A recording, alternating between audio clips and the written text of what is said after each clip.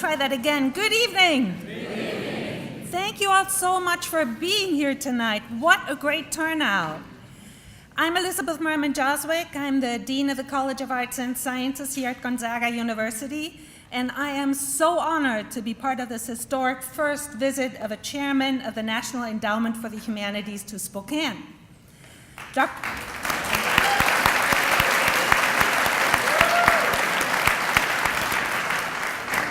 Dr. Adams came here from that other Washington, and I am so glad that we're going to be able to show the chairman that Eastern Washington cares about the humanities. Yay.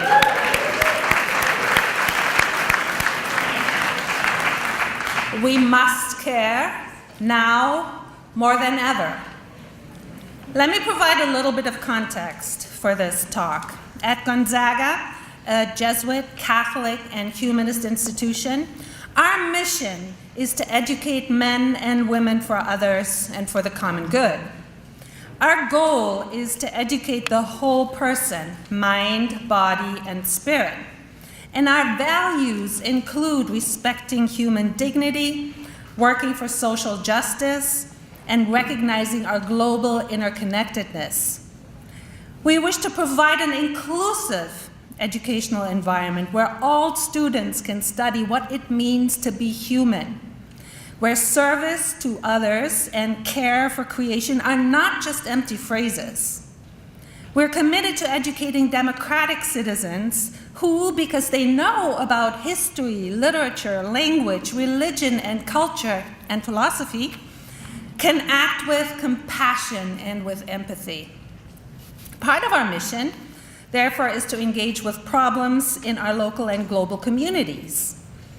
I believe that Gonzaga has a special responsibility to do so, and so our new Center for Public Humanities attempts to promote and support community engagement with the humanities through teaching, service, research, and public sharing of knowledge.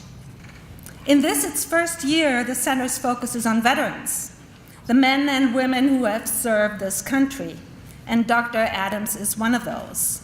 I could go on, but I realize you did not come tonight to listen to me. But there are a few people that I have to mention who have worked very hard to make this happen tonight. Brian Cooney, the director of the center, whose passion for the humanities is contagious, and he's right here. Would you stand?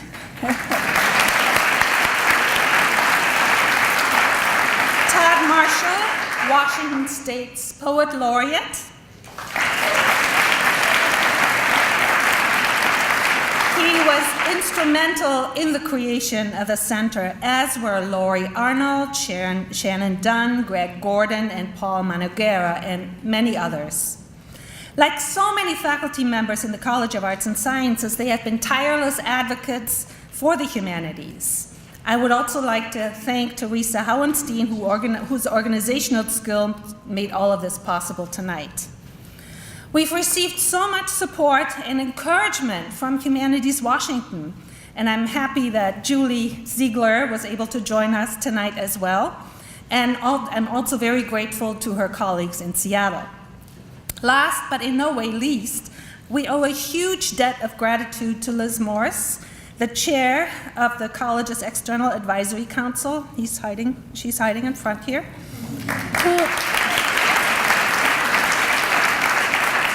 Liz is an incredible champion for the college, and she and her husband, Scott Morris, who is the chair of Gonzaga's Board of Trustees, have recently provided a generous leadership gift for the Center for Public Humanities. Once again, thank you so much for coming here tonight, and I'd like to turn it over to Dr. Cooney, who will introduce the chairman. Thank you.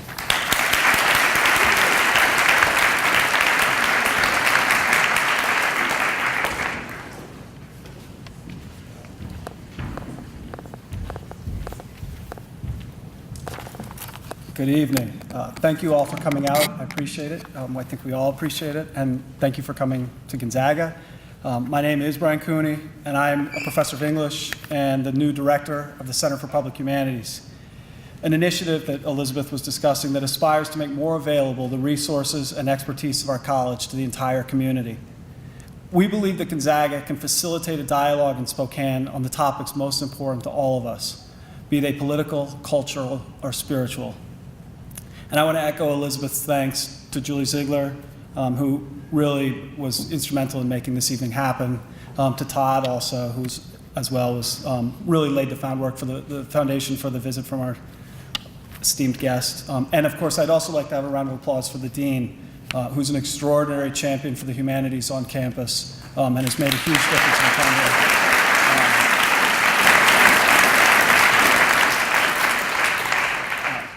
One other thing I would just like to mention in passing, you should all find a card on your chairs and hopefully a pencil. It would be great if you could fill that out. It'll help us understand better how to reach you. And there are bins by the refreshments in the back. If you could leave those there at the end of the day, that would be wonderful. Your input's really going to help us do our job. So, since I've taken on the job directing Gonzaga Center for Public Humanities, I've had a number of people ask, what exactly are the humanities? And some of you may not be that clear on that. My response is pretty simple. The humanities are the studies that teach us what it means to be human and what gives human life value. Furthermore, the humanities are what provide us with the foundations of community, a shared vocabulary and ideals where possible, and where not, space to come to get together respectfully in our differences. At Gonzaga, we adhere to the traditions of Jesuit education that place the humanities disciplines at the heart of our curriculum in the pursuit of cura personalis, the education of the whole person. We study religion because we must learn to find what we hold in common in our faiths. We study philosophy to consider what it means to be good and to lead a good life. We study language so that we can tear down walls between cultures. We read literature so that we do not forget the cruelty of racism described in The Bluest Eye, the pain of poverty in The Grapes of Wrath, the heartache of disease and fear of prejudice in Angels in America. We also read literature so that we can reflect on the beauty we are capable of, the music of Shakespeare, and the great American optimism of Walt Whitman, who wrote, even as crisis loomed in 1856, to Americans of the future, "We fathom you not, we love you. There is perfection in you also." We study history so that we can move towards Whitman's perfection, away from our errors. If we don't, we risk simply stumbling in the dark. We risk building but without purpose, accumulation without conscience, sliding back to our worst selves. In lines that did not make the original English translation of his Holocaust memoir, Night, Elie Wiesel writes, "Books no longer have the power they once did. Those who kept silent yesterday will remain silent tomorrow." The only crisis we face in the humanities is one of silence and forgetfulness. Forgetfulness that in our difference is our strength, that the study of the full panoply of ways we can be human allows us to enrich ourselves and our community beyond economic measure. It is no coincidence that the National Endowment for the Humanities was founded in 1965 as Americans fought for civil rights and waged the Cold War, or that at its founding, the then head of the Atomic Energy Commission said, "We cannot afford to drift physically, morally, or aesthetically in a world in which the current moves so rapidly, perhaps towards an abyss." The humanities are the expression of the values that steer us away from that abyss and make us who we are. They are what we often fight over, and they are what we have fought and died for, against those who would oppress or silence the weak, the marginal, and the vulnerable. They demand, as our guest, William D. Adams, has written, active engagement if we are to sustain a vibrant and genuinely democratic political culture. Dr. Adams has made a life of active engagement on behalf of the humanities. Born in Michigan, where his father worked in the auto industry, he attended Colorado College and eventually University of California, Santa Cruz for his PhD in the history of consciousness. Prior to that, Dr. Adams volunteered for the Army at 18, serving 3 years, including a year in Vietnam. Being a combat infantry advisor, he has said, brought him face to face with the question, what does it mean to be human? Dr. Adams has had an extraordinary career as a teacher, as a university president at Bucknell, and most recently at Colby College, and he was named the 10th chair of the NEH in 2014. I've seen and read a number of Dr. Adams' speeches. and am struck in particular by a graduation address he gave this year at Lafayette College. There he urged students to keep in mind that our educations are indeed partly to enable us to use our time in productive work. But he said, and I quote, "The rest of the time, lots of time, is spent in various communities, among family and friends, in social organizations, in political associations, in places of service, and in the deep recesses of our inner lives. All of these places matter." Tonight, we gather as one of those communities to affirm that the humanities matter, and we are honored to spend some of our time with an inspiring educator and a leader in the humanities, Dr. William Adams.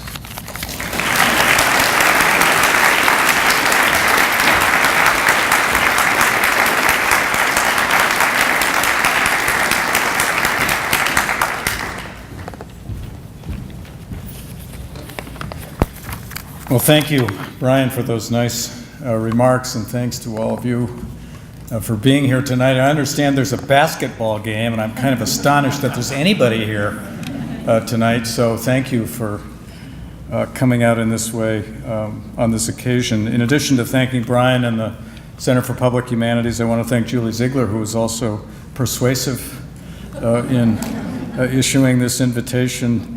I want to say how grateful I am to the university for supporting the center in this way and hosting me in some broader sense. I got to tell you, I feel completely at home in the Jesuit university context and setting, precisely because, as the dean said, and Brian just said, these institutions understand so powerfully the ultimate aspirations of higher education.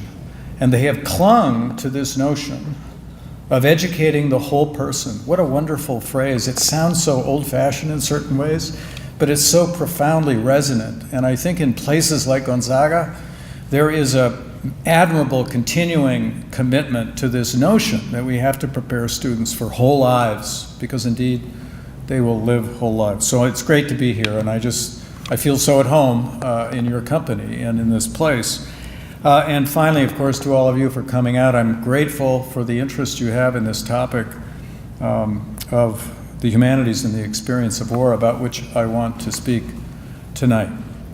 That is what I hope to address in some meaningful way. What is the relationship between the humanities and the experience of war? And I want to do that in a couple of dimensions.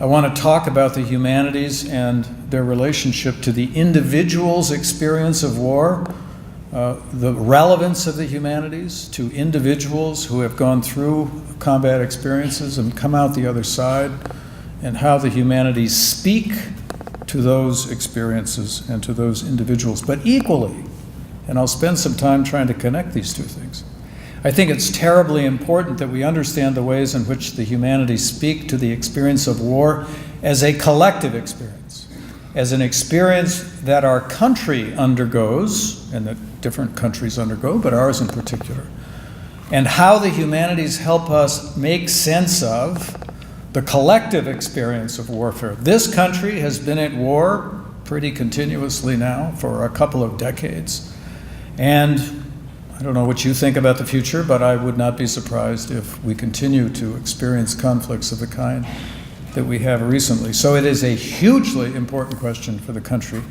It's also true that these two dimensions, the individual and the collective, are profoundly connected. And I want to talk a little bit about the ways in which they are connected, and which we have to think about them both at the same time to do them both justice in their own rights.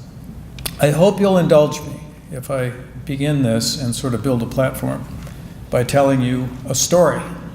It's a true story, and Brian alluded to it, about my own experience, because it's really by way of this experience that I relate to this whole topic. So there's no other entry I have into this subject than the one that I lived. I went to college in the fall of 1965. I was 18 years old. I went off to Colorado College, a pretty young, certainly young, but somewhat overconfident first-year student. And I thought I knew a lot about what was going to happen to me there and what was going to college was going to be like. And I got there and almost immediately started having a pretty miserable experience. I could not relate to the academic program in any particular way at all. I think some of this had to do with some personal drama that I had gone through. My father died toward the end of my senior year in high school, and I was pretty lost in several dimensions. But I also had a pretty unhappy time socially. I think those two things were connected. So I struggled through a year of really no success or almost no success at all, and got to the end of that year going home to work in the summer outside of Detroit, where I grew up, for the Ford Motor Company, a pretty unhappy and confused young man. It's made me much more sympathetic, by the way, as a college administrator many years later in life, to the trials and struggles that students have when they show up at college. It's not a simple thing, and we sometimes think it's simple, but it almost never is for anyone. But it was particularly difficult and complicated for me. I went to work at the Ford Motor Company in Dearborn, Michigan. Boy, what a lot of water over the dam in Dearborn, Michigan over the last 40 years, 50 years. But in any case, then a vibrant expression of the automobile industry and still a very powerful American industrial city. And a couple of weeks into that adventure, I got the notion, for reasons I still can't quite figure out, that I should join the Army. So without even telling my mother, and she reminded me of this weekend, I went down to the recruiting station in Pontiac, Michigan, and I enlisted in the U.S. Army. And about 2 weeks later, my mother drove me down to Detroit to the recruiting station, to the military depot there, where draftees and enlistees came to actually begin their service. And that was the beginning of a 3-year experience that was more complicated, more intense, more interesting, and varied than anything I'd ever experienced in my life. I went from Detroit to Fort Knox, Kentucky, where I went through basic training. I became immediately aware that I knew almost nothing about the United States, because the people I saw at Fort Knox in my basic training platoon were unlike any people I'd ever met anywhere in my life, which was really more about the narrowness of my own experience than the realities of the United States. But in any case, this was the era of the draft, by the way. Some of you will remember this era, when military service fell potentially by conscription on potentially, theoretically, anyone, any young man in the country, except those who had educational exemptions, which most of the people in my universe had. So I found myself in the presence of mostly conscripted, drafted members of the U.S. Army at Fort Knox in a basic training company. And I went through that very intense 8-week experience with them, and it was July, and it was Fort Knox, and it was hot. And these were these old World War II barracks, very different military in some ways. It occurred to me in about the 7th or 8th week of that experience the enormity and gravity of what I had decided to do, because meanwhile Vietnam was building and becoming a reality in national life that was quite different from what I had in my mind's eye, certainly when I went in the Army. And I was offered at that moment in time sort of a different path. I was recruited to go to officers candidate school. I had scored well on the test scores. I was 19, by the way, recruited to go to officers candidate school at Fort Sill, Oklahoma. So after my advanced training in Kentucky, I went off to Oklahoma in December. It was cold and dark in Oklahoma. And I spent almost 6 months as an officer candidate and graduated as a second lieutenant in the late spring of that year, and I was still 19 years old. From there, I went back to Fort Knox, weirdly, and spent a year in a basic training company, training young people just like me, where I had been just a few months before, and then was sent to the School for Special Warfare at Fort Bragg, North Carolina, where the Special Forces training program is, and I spent about a month and a half in language training and counterinsurgency guerrilla warfare training before being sent to Vietnam in June of 1968 to an advisory team in a remote part of the Mekong Delta. I arrived there in June of 1968 and spent 12 months in two very remote parts of the Mekong Delta. One in the Parrot's Beak, or near the Parrot's Beak, a place called Mukwa, and secondly in a place called Chao Dak, which was on the Basak River, part of the Mekong River drainage coming out of Cambodia. I worked with Vietnamese infantry forces, advising them on operation tactics and the actual implementation of operations.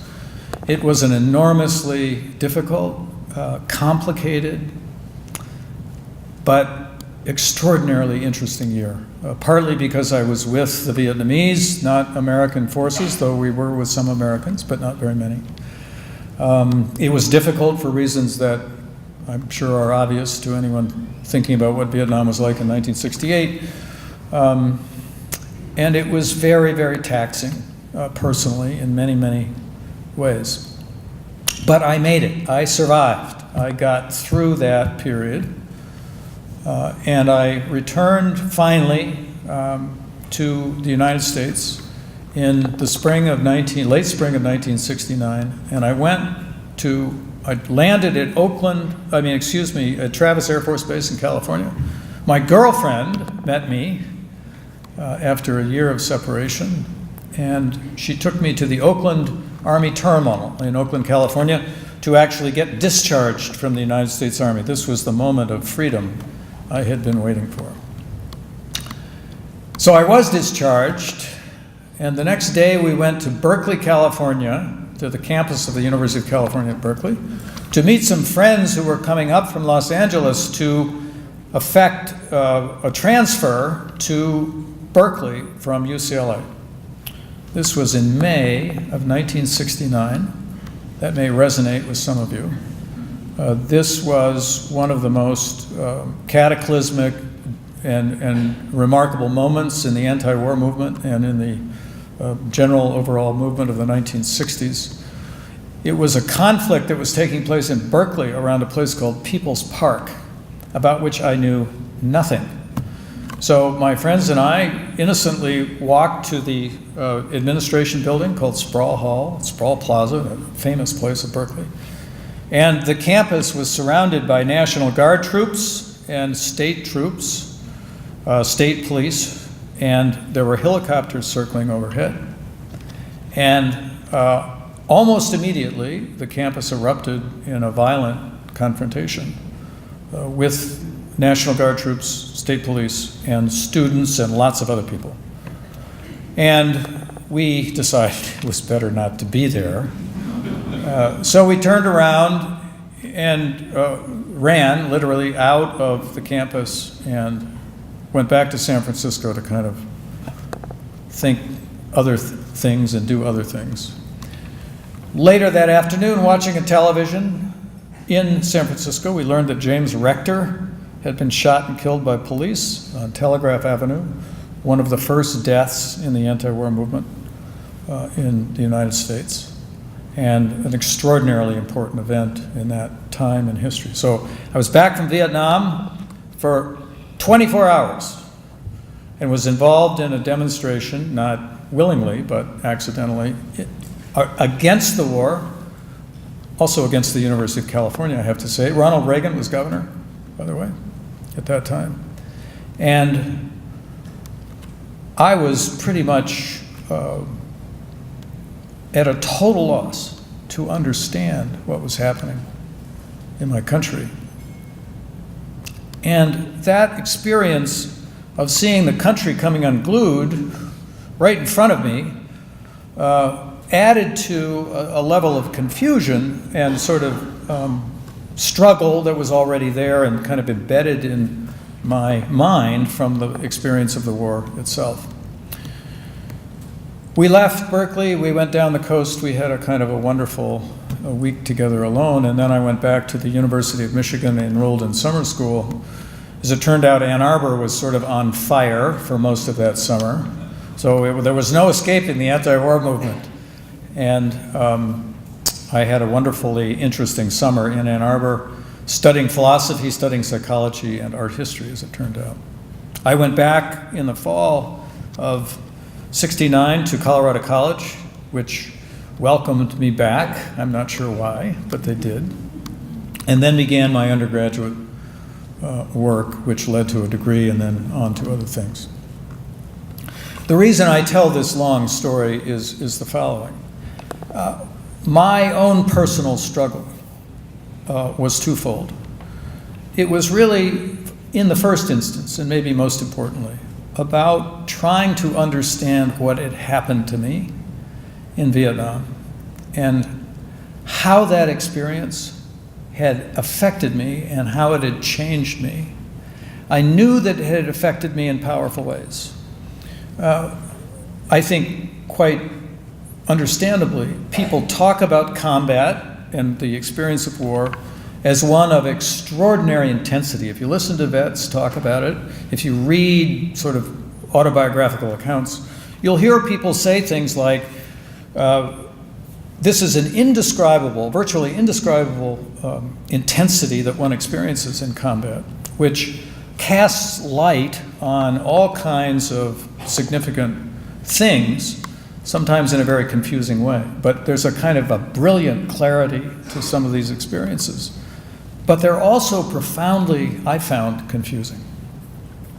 So I was left with a residue of questions about who I was, about what had become of me, about how these experiences had changed me, about whether or not these experiences had diminished me or made me better in some way, and about how I was going to sort out this journey and make sense of it, how I was going to make it meaningful. There was a related question for me about how I made sense of what was happening to the country, and how did my own struggle to make sense of the individual narrative fit within this broader context of the narrative of the United States going through this incredibly traumatic experience of the Vietnam War and all that was associated with it. And I think that most of my personal questions were organized around two sort of kernels of truth or of experience. And this is a little hard to talk about, and I think it's hard to talk about for a lot of veterans.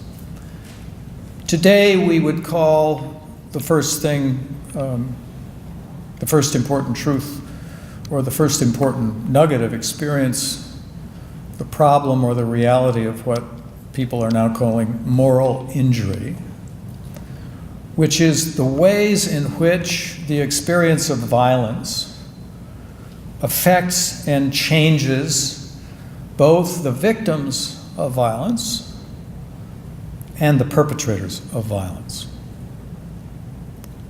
Right at the core of any combat experience, I think, is this hugely significant and difficult question.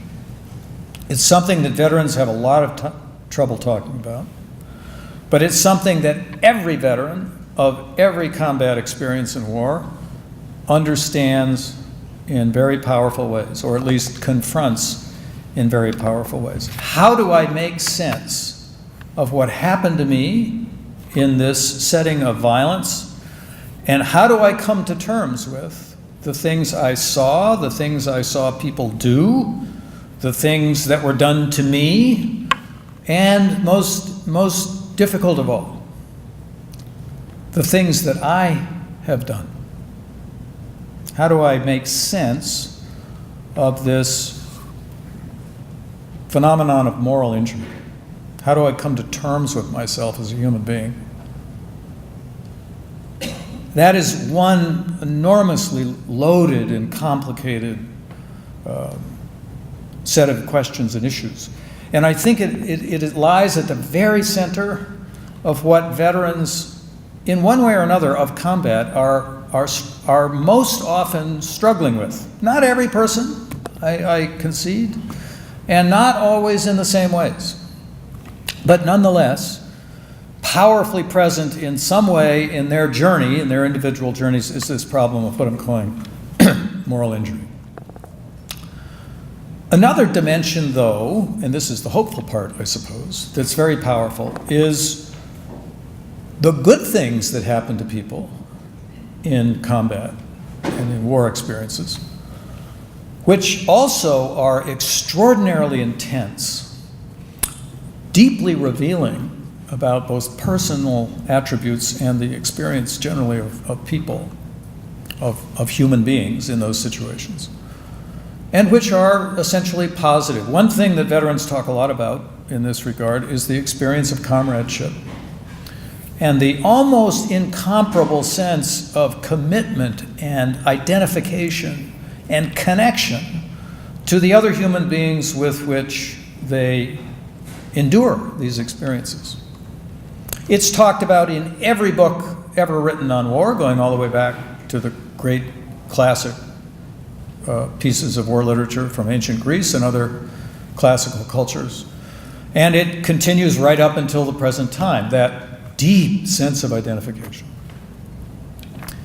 And not just the sense of identification, but the sense of identification that's conditioned by the experience of intense danger and risk that is involved in these experiences, and which gives a certain, again, intensity to these experiences, which veterans in some cases have a great deal of problem separating themselves from, or a great deal of problem in reproducing or recreating in some sort of normal setting with the intense memories of how meaningful those experiences were in these experiences of combat.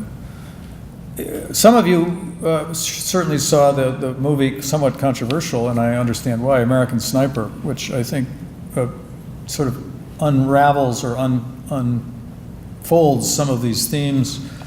This person coming back into a domestic context can't really come to terms with ordinary life because it lacks that intensity and lacks those very positive experiences as well as very negative experiences, which are sort of cannot be recreated in civilian life. And there's a connection to that past that is hard to break. I mean, you don't want to break it in certain ways because it has great value in certain senses. But it certainly can't be reproduced in normal domestic settings. It is unique to experience of combat in war. So in this meaning-making mode that I'm talking about, this task of making sense of what I lived through, I think veterans struggle with both of these poles. One, the topic of moral injury, and secondly, the topic of the virtues and the human connections that appear almost uniquely in these combat experiences. And both of these things create challenges for soldiers returning from combat into normal civilian life. And they sit there as kind of undigested pieces, fragments of experience, which are very difficult to place in the context of everyday life as we find it as we return from these experiences. So what does any of this have to do with the humanities? When I returned, I was struggling with a lot of these questions. Particularly, I think in my own case, the problem of moral injury. And it was really tough. I had a lot of trouble dealing with it and finding a way through it. But I had the great good fortune when I went back to college, to Colorado College, to encounter a person who demonstrated both in the way he lived, but also in the work that he had done, a sort of a path through this. I've told some of you about this before, I think, or some of you have heard me talk about this before. I had a professor at Colorado College, a philosophy professor. I sort of stumbled into his class thinking I was interested in philosophy. His name was J. Glenn Gray. He was a philosopher at Colorado College. He had studied at Columbia, received his PhD at Columbia, the very same day he received his draft notice for World War II, to be inducted in the Army during World War II. He went, once he got through training, he went to Europe, where he went first to Italy, then to France, and then to Germany. 2.5 years of combat experience as a frontline intelligence officer, interrogating prisoners, doing fundamental intelligence work, dangerous work, difficult work, very demanding work in a whole lot of ways. He came back from that experience having taken this beautiful set of notes, daily journal entries about his experiences. And 14 years later, talk about a long process, he wrote, I think, the most extraordinary single book written in English about the experience of war, called The Warriors, Reflections on Men in Battle. I ended up in Glenn Gray's classroom in a philosophy course. And he knew I was a veteran. He was a careful, sort of thoughtful man, and he brought me along carefully. But he made a connection with me personally, taught me a lot of philosophy, which I was hungry for, and also introduced me to this book. And it totally changed my life. I think it changed my life in this way, that I became aware of how I could get perspective on my experience by way of his reflections on his own experience. These weren't my reflections, they were his reflections. But it taught me how these resources, these literary resources in the humanities, can help us see ourselves with a little bit of distance. And that's the key. It's seeing yourself by way of something else, which is powerful, because sometimes the unmediated information and material is just too difficult, too intense, or too close. So I started to learn how to get perspective and to ask questions, almost always questions of meaning. That's where the humanities live, right? Questions of meaning. What does it mean? What does it mean to me as a person? What does it mean to us more generally, collectively? But the questions of meaning front and center in my own mind, and he helped me understand how to ask those questions. I started to realize that many of the things I was reading in the humanities and philosophy and literature were also ways of getting perspective on experience. And this mediating, perspective-giving dimension of humanistic work is, I think, the most important contribution that the humanities make to veterans seeking to understand what happened to them. Now look, this is not everything, right? I mean, this is a very complicated set of issues. There are many, many things veterans need. And I'm not saying the humanities are kind of a cure-all. I'm saying that there is enormously important work that can be done with veterans through humanities texts that permits them to begin to grapple with these questions of meaning. What happened to me? How did it change me? Who am I now? What do these experiences mean? You can multiply the examples. I know that Tim O'Brien is coming here in a couple of weeks. Good for him, good for you, an amazing person. Another book that was very meaningful to me was his, The Things They Carried. One of the great pieces of literature to come out of Vietnam.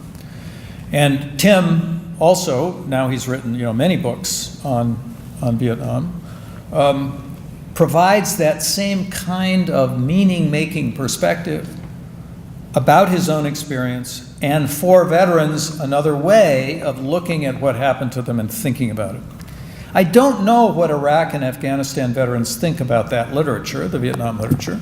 I know that they're beginning to have their own literature, right? There's a lot of really good literature coming out of the Iraq and Afghanistan conflicts. And these are also resources for veterans. But here's the trick. It's not just what happened to me and how can I make sense of my personal experiences that I think is critical as we think about veterans and as we think about making sense of the experience of war. It's also a question about what happened to us and what context was I living through? What political context, what historical context, what social context took me there and brought me back in the way it brought me back? What I'm saying is, I don't think you can separate the individual experience of war from the collective experience of war in two ways. I mentioned all the strange things that were happening around the Vietnam War and that I experienced very directly, which compounded and shaped in many ways the things that I had to learn about and know about. It would have made a huge difference in my own journey and lots of other veterans I know if the Vietnam War had been a totally different kind of war, if the country hadn't been blowing up, if it hadn't been a kind of almost a civil war in some sense in our own context. It made a huge difference that this war was the war that it was, and that was really tearing the country apart. And so I felt I had to learn about that. And guess what? I did learn about it. And as I learned about it, I got still more perspective on my own experience.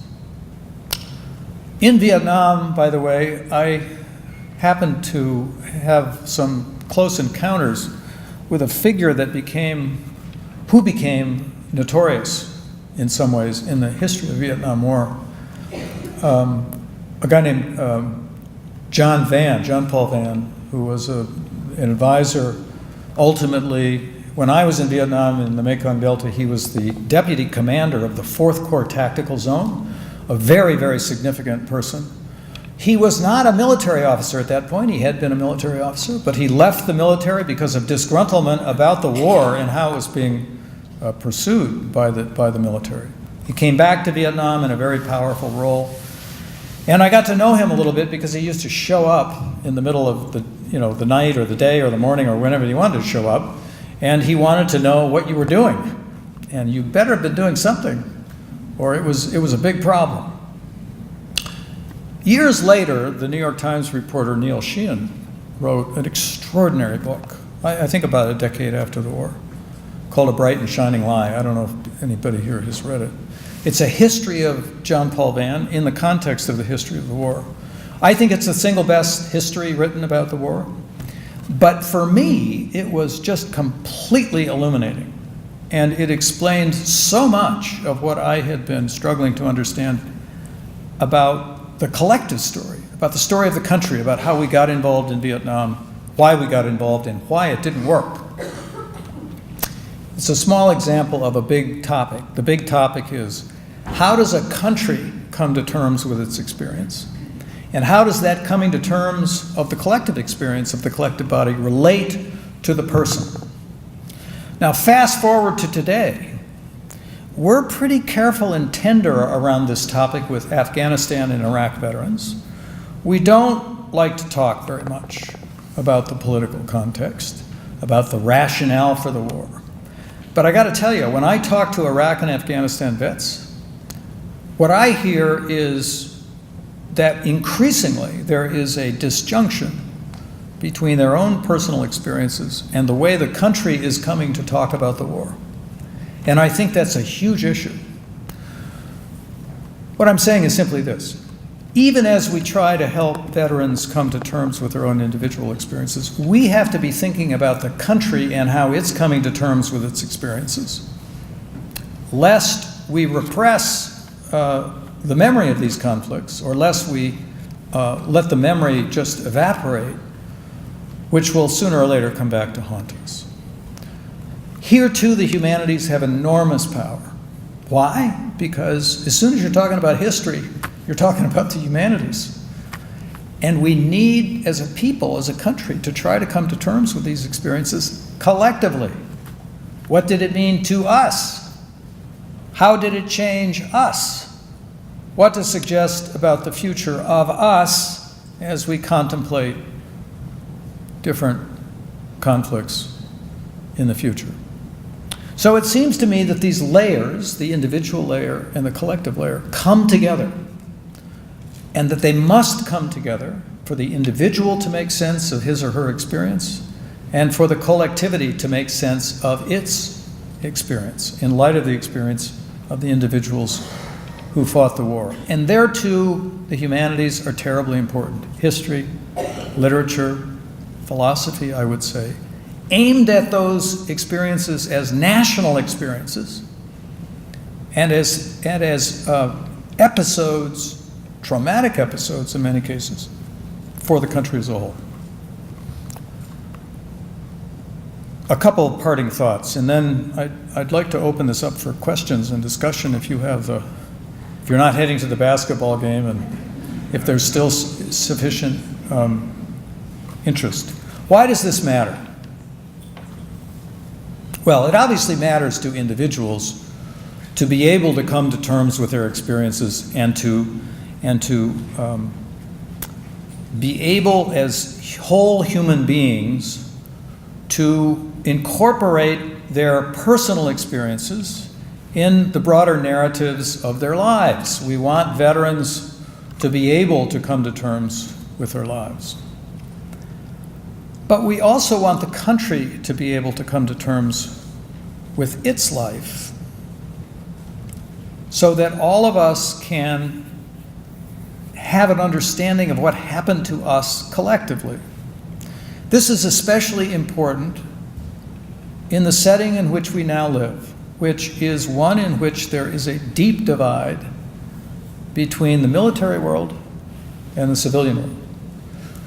Not even 2% of all Americans were in some way directly affected by the Iraq and Afghanistan conflicts. We were all affected, of course, in a broader sense, but in a personal way, either having served or been the loved one of someone who had served, 2%, maybe.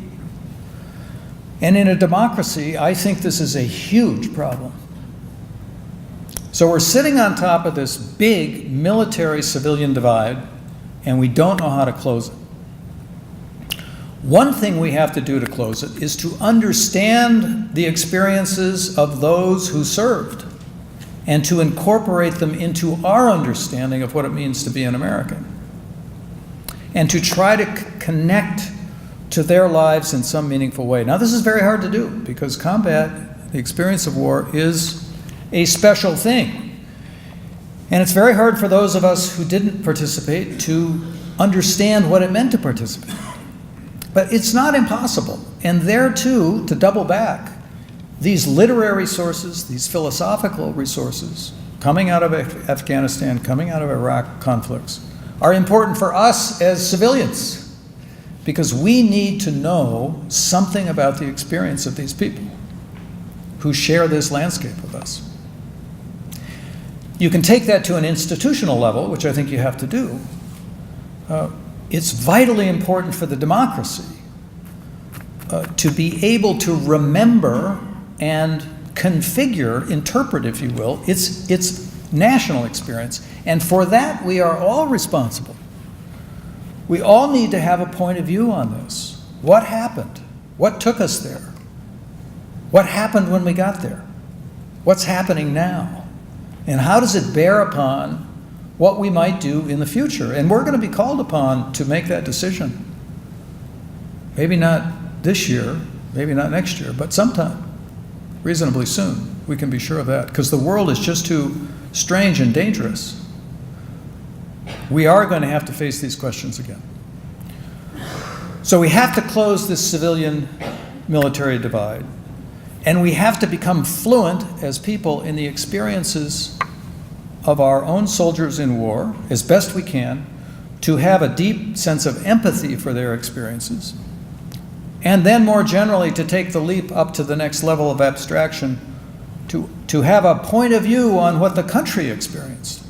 And there we need history, we need philosophers, we need literary resources, we need sociological sources and studies of the military. We need to understand this complex array of problems and realities that constitute our national condition with respect to war and conflict. The humanities are vital in this. They're not the only thing, but they're absolutely vital. You can't do that work without it. So that's why I believe so much in what Gonzaga is doing this year. That's why I believe so much in what NEH is doing, and we are doing a number of different things on both of those dimensions. What happened to veterans? What is the veterans' experience? How do we help veterans engage their experience? And how do we help the country understand its national experience? I told some of you that We were involved as one of the first funders of Ken Burns' new film coming out next fall of 2017 on the Vietnam War. 18 hours, 9 parts, PBS. It's an example of the kind of work we're doing at this higher or national level, along with lots of other histories that we regularly do in military history and the history of various conflicts. And we have also funded, I know that people from public radio are here. Television, excuse me. Well, even better. So, as you may know, we gave WETA in Washington a big grant, almost $500,000, to receive and fund proposals from public television stations about conversations that could be staged publicly when Ken's film comes out. So we're going to be funding conversations all over the country, organized by public television stations, around Ken's film. It's a great example of a kind of how do you create public discourse around these questions. It's an example of the kind of thing we're trying to do. We're doing lots of other things, and I'd be happy to answer questions about it and give you a sense of where NH is investing its funds. But just to conclude and maybe perhaps provide an opening for some discussion, we owe a lot to our veterans. What we owe them most of all is understanding, but also the resources to engage their own experiences and help us understand them, because we need to understand them. But we also need to understand the experience of the country and to come to terms with where we've been. Because if we don't come to terms with it, it will come back to haunt us, for sure. Thank you for your work, thank you for listening, and thank you for inviting me to Gonzaga.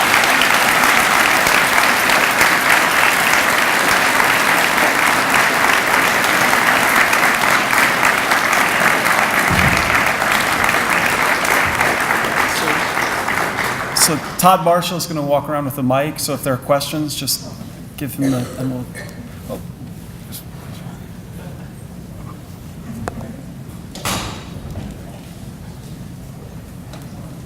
Bill, thanks for coming.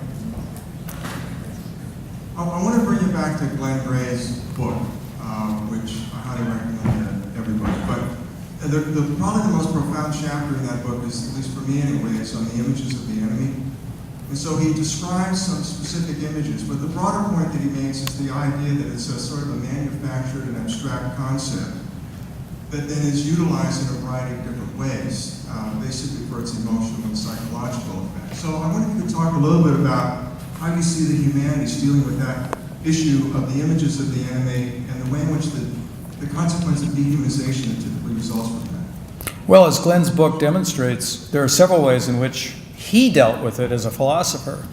One is to expose the topic itself, right? To engage in a discussion about the abstractions and to dig into them and to sort of turn them inside out, which he does beautifully in that chapter. And he shows us all the ways in which we engage in these abstractions, right? To turn the enemy into someone or something that deserves or merits our violent attention. Glenn was very influenced, by the way, by Heidegger, and Heidegger in himself is a complicated, controversial character, but Heidegger talked a lot about abstract thinking and how abstract thinking enables you to make these moves and to dehumanize the people who are in front of you, and how war would not be possible without that dehumanization. Glenn thinks of it as a kind of a device that permits people to engage in that kind of violence. But at the same time, the humanities, and Glenn also talks about this, are important in revealing to us who those people really are and what their real complexity and humanness looks like. So that's where the humanities are also hugely important, either sort of in ethnography or studies of actual individual experiences that people have. Lots of Vietnam veterans, by the way, and some people in this room may have experienced this, have gone back to Vietnam. And, you know, a lot of them report on how incredibly open and friendly the Vietnamese are. And it's a kind of a revelation about the complexity of that culture and the full humanness of the people who live there. Now, a lot of Vietnam is now, you know, includes lots of people who didn't know anything about the war. But it's that abstraction and concreteness sort of contrast that Glenn is always working with. And I think that's very powerful. We were talking a little bit at dinner about the abstraction of war in another way, which is the way modern weapons have made war incredibly abstract. Whether you're talking about drones or, you know, very remote forms of weaponry. I remember when the wars in Iraq started, the second war in Iraq started, those televised images of those smart bombs, you know, heading down to their targets and going off, and the feeling, the sensation that I got when I watched that was, on the one hand, sort of horrified, but on the other hand, realizing I had no idea what was happening down there beneath that picture, but that I could see it, you know, 15,000 miles away, is an incredible statement about where technology of warfare has come to.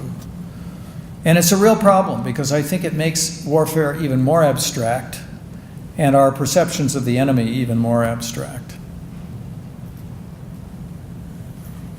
Good evening. My name is Brian Newberry. I was an Air Force veteran for the last 20 years and an Iraq and Afghanistan veteran, so I appreciate your insightful comments tonight. I will just offer, just as a side note, I do think the love of the veteran here recently over the last decade or so has helped out a lot of Iraqi and Afghanistan veterans that the Vietnam veteran did not have. I do think there's a lot of PTSD issues, but I think the love of the veterans as they came home in the airports and stuff like that will make a big difference. My question, though, actually is your last comment there, which is actually something of great concern to me, and I've seen Admiral Rowland speak about a decade ago, and it's even gotten worse, is that disengagement between the military and civilian society.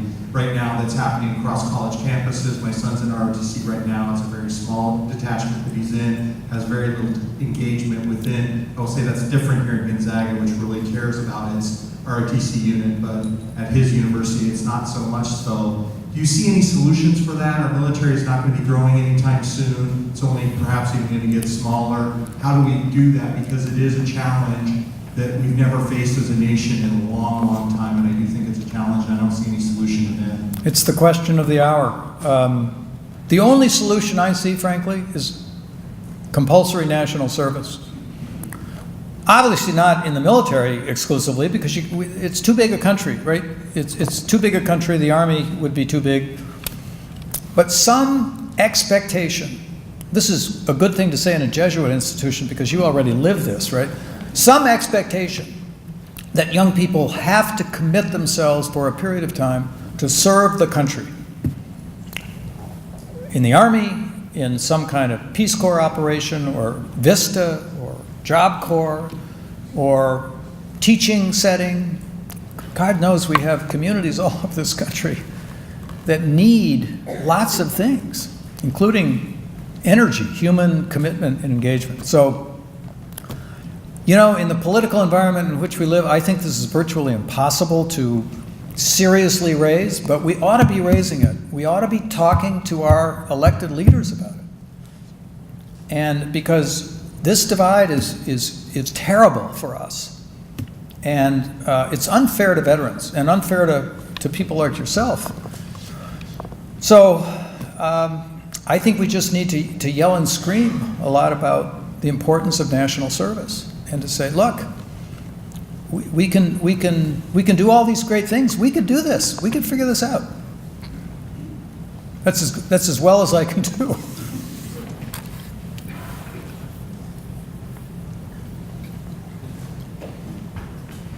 Hi, my name is David Stolson. I'm a student here at Gonzaga. My question is, what are the long-term consequences of a continued divide between the military and the civilians in our country? Well, one consequence of the divide is that for most of us, war itself is an abstraction, going back to Gray's sort of typology. And I think politically that's very dangerous. We don't internalize and know emotionally what it means to make these military commitments. And that's a big problem. We're sending young people, it's always young people, almost always young people, into harm's way, men and women. And we should know something about what that means. And if we don't know what it means, we're going to be much less capable of making decisions about it. I remember, again, going into the Second Iraq War, the students at Colby happened to be producing Iphigenia, the Greek tragedy. And of course, Iphigenia is in part largely about the sacrifice of Iphigenia to the gods. And of course, it works as a stunningly powerful metaphor for, when we go to war, we give our children to the gods, essentially. And we really have to feel that in some powerful emotional way, in an emotional register. Because if we don't, we'll make bad decisions. One more question?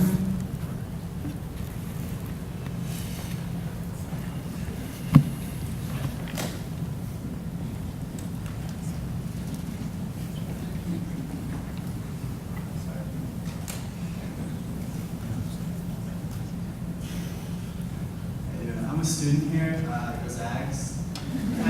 Had to take it to the game, but made it here. I'm really impressed. You get an A. My mother was as well. So going back to your service, thank you for that, by the way.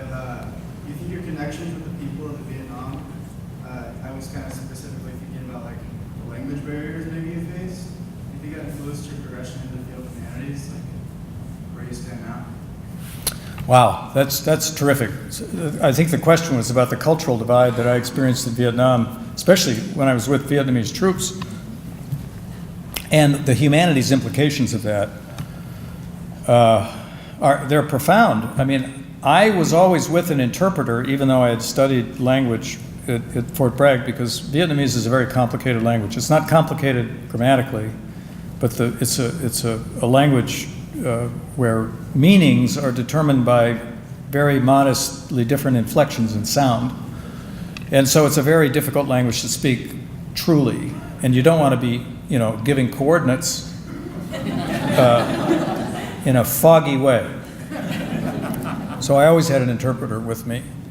But my deepest realization in Vietnam, and it took me, this was the learning of a whole year, is that we were totally out of our depth as a country and as an army with respect to the cultural complexity of that place.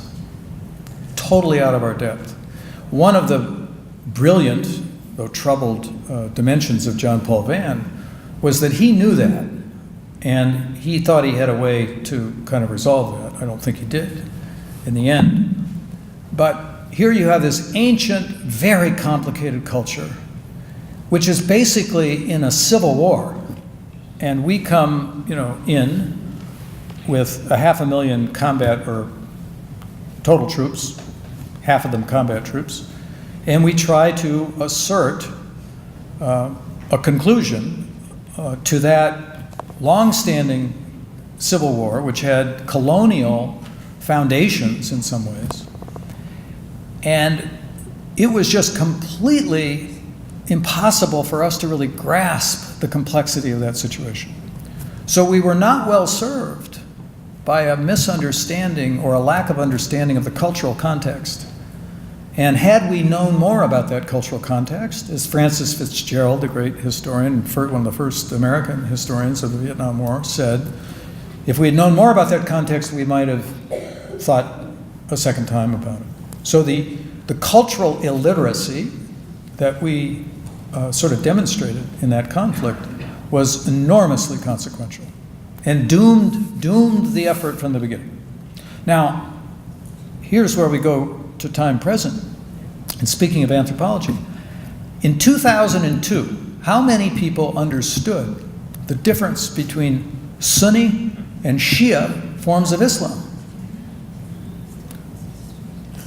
I didn't, and I'm a pretty well-educated guy.